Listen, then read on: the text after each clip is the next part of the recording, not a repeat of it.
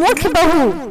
एक था बनिया, एक बार वो व्यापार के लिए परदेश जाने लगा। जाते जाते अपनी पत्नी को बुलाकर उसने कहा, मैं परदेश जा रहा हूँ, तुम अच्छी तरह से रहना, बच्चों को भी संभालना और अपनी सास का भी अपने बच्चों की तरह देखभाल करना। याद रखना, माँ से कोई काम मत करवाना। बहू ने बोला, ठीक है, मैं आपकी बात समझ गई, मैं वैसा ही करूँगी जैसा आपने बोला है, आप आराम से जाइए। बहू ने बात ध्यान में रखी। बनिया तो चला गया। बहू ने दूसरे ही दिन माँ जी से कह दिया, माँ जी, आपके बेटे मुझसे कह गए हैं कि माँ को अपने बच्चों की तरह संभालना और उनको कोई काम मत करने देना। अब आप घर का कोई काम मत कीजिए, आप तो इन बच्चों के साथ खेलिए, खाइए और मौज कीजिए। माँ जी गहरे सोच में पड़ गई। फिर बोली, बहू ठीक है, अब मैं ऐसा ही करूँगी। कुछ दिनों के बाद बहू ने अपनी बेटी के कान छिदवाए।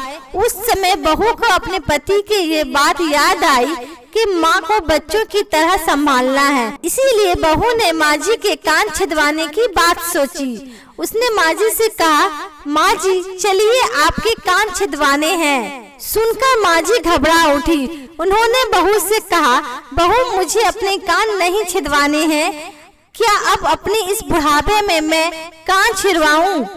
बहू बोली, जी नहीं माँ जी, आपको ये तो करना ही होगा। मैं नहीं चाहती कि आपका बेटा मुझे कुछ कहे, इसलिए आपको मैं अच्छी से देखभाल करूंगी। मेरी दोनों आंखें बराबर है, जैसी लड़की है वैसे ही आप भी हैं। माँ जी मन ही मन समझ गई और सुनार के पास बैठकर उन्होंने अपने कान छिदवा लिए। सुनार ने कान छेड़े और कान में धागा भी डाला। बहू जिस तरह रोज रोज लड़की के कान में तेल लगाती थी, उसी तरह माँ जी के कान में भी तेल लगाने लगी। थोड़े दिनों के बाद बहू ने अपनी बेटी के लिए बाली बनवाई तो उसे अपने पति की बात याद आई। फिर उसने माँ जी के लिए भी बाली बनवाई और कहा, आइए आपको ये बाली पहना दूं। माँ जी ने कहा, बहू मुझको बाली क्यों पहनाती हो, मैं बूढ़ी हूँ, मुझे इसकी जरूरत नहीं है, बाली तुम अपनी बेटी को पहनाओ, मुझको नहीं पहननी है।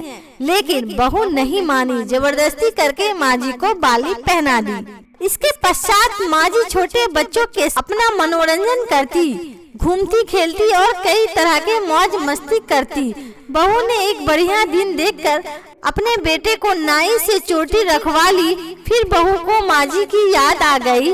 माँ जी बच्चों के साथ खेल रही थी, उन्हें वहाँ से बुलवा लिया और कहा, माँ जी आइए, नाई के सामने बैठिए, अपने लड़के के तरह मुझे आपके सिर पर भी एक चोटी रखवानी है। जब गोविंद की चोटी रखवाई है तो आपके क्यों न रखवाऊं, इसलिए आप जल्दी आइए। माँ जी ने बहू को बहुत समझाया पर बहू टस से मस नहीं हुई। आखिर माँ जी नाई के सामने बैठी और उन्होंने अपने सिर पर चोटी रखवाई। बहू ने गोविंद को और माँ जी को जो बोला वही किया उनके साथ। बाद में बहू रोज माँ जी की चोटी में तेल डालती, चोटी गुथती और सर पर ओढ़नी डालकर माँ जी को बच्ची के साथ खेलने के लिए भेजती। जब खाने का समय होता तो बहू उनको आवाज देकर बुलाती है। ऐसे ही रोज का हाल था।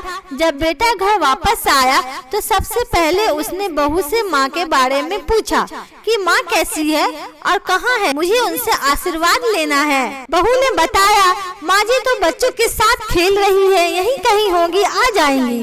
बेटे ने पूछा, क्या कहते हो, माँ गली में खेलने गई है, गली में तो बच्चे खेलते हैं, क्या बूढ़ी माँ कहीं खेलने जाती है? बहू ने कहा, मैं तो माँ को खेलने भेजती हूँ, आपने ही कहा था कि माँ को बच्चे की तरह रखना। मैंने तो लड़की की तरह ही माँ की भी कान बिनवाई है और कानों में बालियाँ पहनाई है। जब लड़की की चोटी रखवाई तो मैंने माँ की भी चोटी रखवा ली थी। जब मैं सबको खेलने भेजती हूँ तो माँ को क्यों ना भेजूं?